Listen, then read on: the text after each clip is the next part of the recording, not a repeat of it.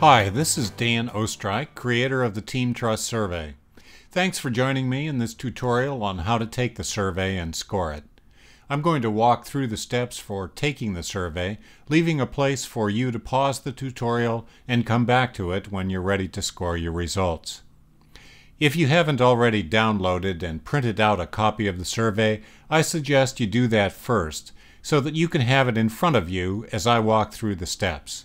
Just click on the Download the Survey button on the home page of the Team Trust Survey website to get the latest version.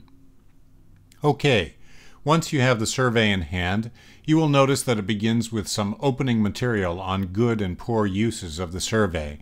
I recommend you read this material carefully for orientation.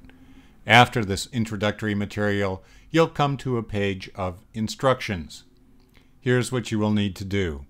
The first step is to think of a team you're familiar with whose internal trust level you want to rate. This could be a team you lead or one you are part of or are supporting in some way. I think of a team as a group made up of members and a leader. This could be a team in an organization with a manager or supervisor who has formal authority and a group of direct reports, or it could be a project team with someone who serves in a less formal leadership role. The team could be of any kind, such as a task force, support group, a subset of a professional organization, even a church or hobby group, any sort of team. So get that team into your head and get ready to evaluate how the members and the leader operate together. Okay, here we go. Turn the page. You'll see a box that looks like this. It's the first of 6 questions that you will need to answer. At the top of the box, you'll see the question number, in this case, question number 1. Below it, you will find 5 statements, A, B, C, D, and E, each preceded by a space. Your job is to decide which of the statements is most like the team you have been thinking about. The statements are in a random order. Read them carefully. There's no special meaning to A, B, C, D, or E. Place the number 5 in the space next to the statement that best describes the team in question. Then look at the remaining statements. Place a 4 in the space next to the statement that is next most like the team. Don't worry if it's not a perfect match. Simply select the statement that seems most similar to the way the team members relate to one another. Then go on to rate the other statements, 3, 2, and 1 respectively, with the statement you select for a 1 rating being least like the team in question. When you get done, you should have a rating that looks something like this. And of course, don't worry about where your numbers are placed. There are no right or wrong answers. Keep in mind that you can use the numbers only once, 1, 5, 1, 4, 1, 3, and so on. Don't use fractions, such as 2.5. Use whole numbers only, and don't leave spots blank. This is a forced choice type of exercise. Here are a few guidelines to help you be as objective as possible in your ratings. First, rate how team members most frequently behave together. No group is totally consistent, so you'll want to think about what you've observed in terms of overall trend lines. What happens most or almost all of the time? Focus on how people actually behave, not how they should behave or want to behave, not how they believe they're operating, and not what their intentions are. Team members are likely to have opinions about how they think they're acting. Your job is to rate according to what you've observed. If it helps, imagine that you've been videotaping the group.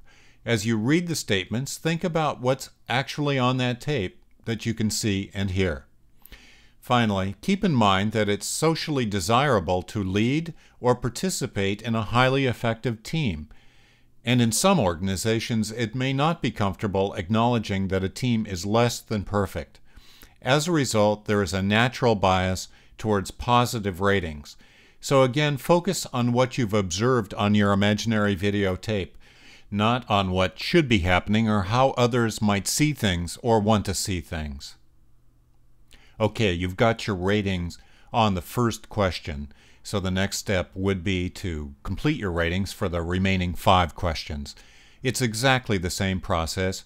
Read the 5 related statements carefully for each question and then rate them 5, 4, 3, 2, and 1. Once you've done that, you'll be ready to score the survey. At this point, you might want to pause the tutorial so you can take the survey before going on to the scoring section.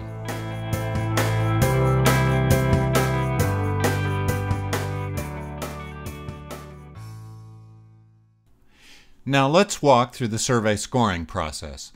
You see the sample scores for question 1 again here. Copy these scores into the corresponding column on the scoring page. The scoring page looks like this and is the next page following questions 5 and 6. You can see that the numbers are now in a different order in the first column, so be sure to match up the numbers and letters correctly.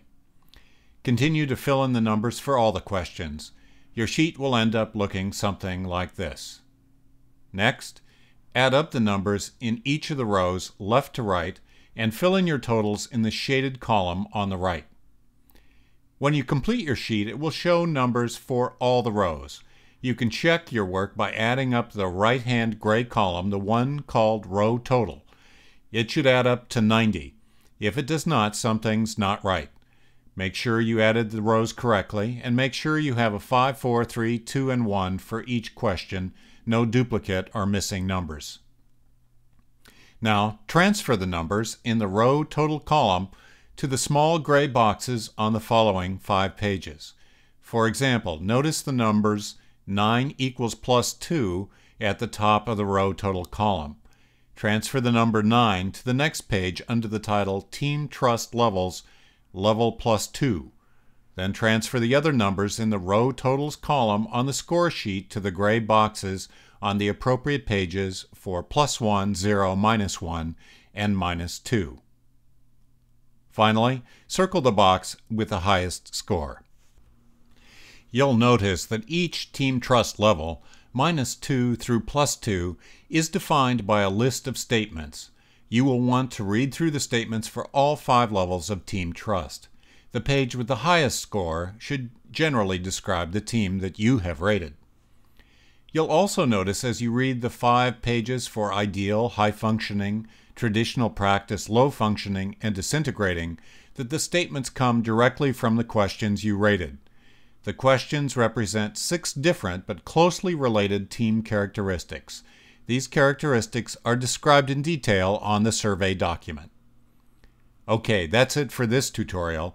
The next tutorial explores how to interpret the survey results and get ready for a team discussion.